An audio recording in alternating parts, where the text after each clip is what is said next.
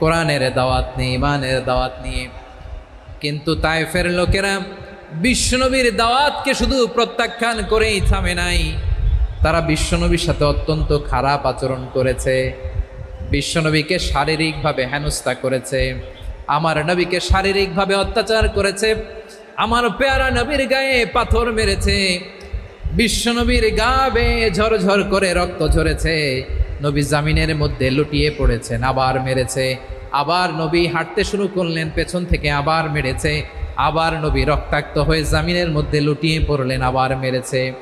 বিশ্বনবীর মতো এত সুশ্রী মানব, বিশ্বনবীর মতো এত শুভ্র মানব, বিশ্বনবীর মতো এমন চমৎকার দেহাবয়ব দিয়ে রব্বুল আলামিন কাউকে বানান নাই। এরকম চমৎকার মানুষটাকে তারা তায়েফের ওই জমিনে রক্তাক্ত করেছে। বিশ্বনবী দুনিয়ার কোনো স্বার্থের জন্য সেখানে যান নাই।